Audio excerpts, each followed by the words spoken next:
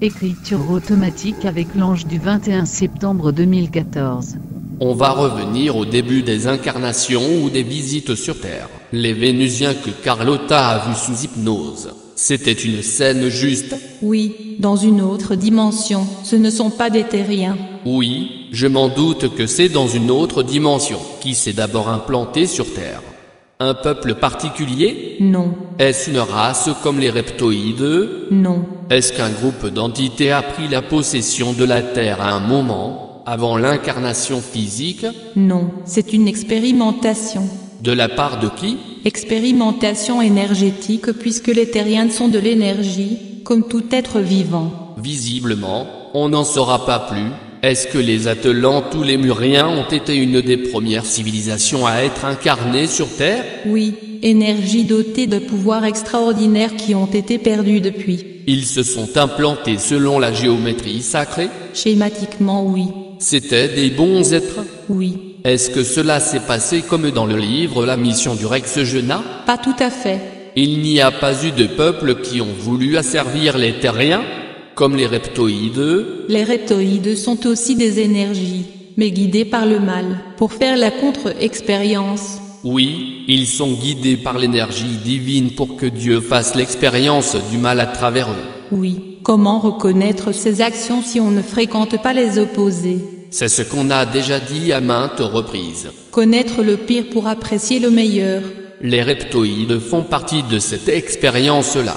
Oui. Pourquoi lutter contre eux puisqu'ils font partie de l'expérience? Parce qu'ils ont pris le pouvoir. Oui, mais c'est une partie de Dieu qui a pris le pouvoir et Dieu fait l'expérience de lui-même à travers eux. Il fait l'expérience du mal à travers eux. Oui, et tu connais bien le problème pour l'avoir vécu, la dualité. Ce que j'ai vécu en moi, au niveau de ma conscience, c'est la même chose au niveau de la conscience planétaire et même de l'univers? Oui. C'était plus facile de lutter pour moi car j'étais tout seul, au niveau mondial. Il y a plein de monde. Oui, mais plein de toi font le un. Et c'est autant un bordel dans moi que sur Terre. C'est la confusion au plus haut point même si elle n'a pas encore atteint l'apogée. Après le chaos, ce sera la lumière. Oui, comme tu le disais la dernière fois. Et c'est toujours quand on est au plus bas qu'on commence à remonter. Oui. Ce chaos va arriver quand? Espace-temps difficile à prévoir car les consciences peuvent le réduire. En fait, c'est nous les humains qui créons la réalité au quotidien. Oui. Donc ces expériences du mal sur Terre sont faites exprès pour que Dieu se connaisse lui-même à travers celle-ci et à travers nous. Et c'était prévu que la conscience s'élève par la suite pour que Dieu en fasse l'expérience, encore une fois à travers nous.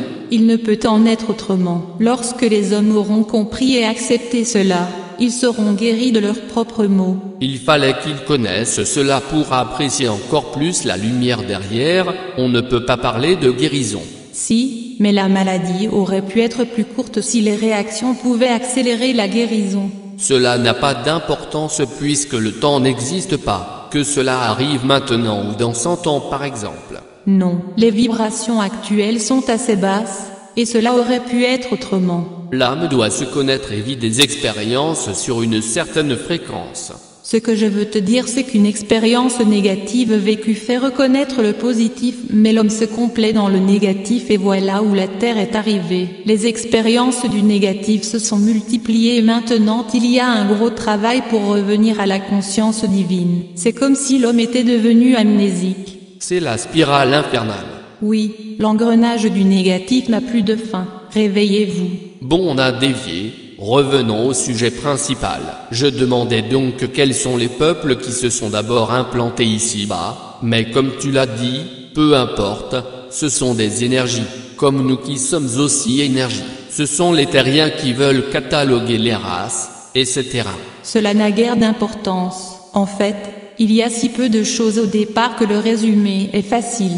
C'était un monde blanc immaculé de lumière, puis le noir prend trop la place et la lueur disparaît. Puis la lumière vient, etc. Cela ne finit jamais. Chacun est une petite lumière. Qui fait l'expérience de l'ombre et de la lumière, puis de l'ombre, puis de la lumière, et cela ne s'arrête jamais. Oui, mais si plusieurs expérimentent la lumière en même temps, le noir disparaît. C'est toujours une alternance de lumière et d'ombre que nos âmes vivent. sur la Terre. Je ne parlais pas des incarnations terrestres mais de l'expérience au niveau de l'âme. Cela dépend. Elle peut être dans la lumière et retourner dans l'ombre si elle le souhaite. Si elle accepte une mission de ce type. Mais cela n'a rien à voir pour son évolution. Saisis-tu la différence? Oui, résumons. Au départ l'âme était lumière, puis elle a expérimenté l'ombre pour mieux apprécier la lumière.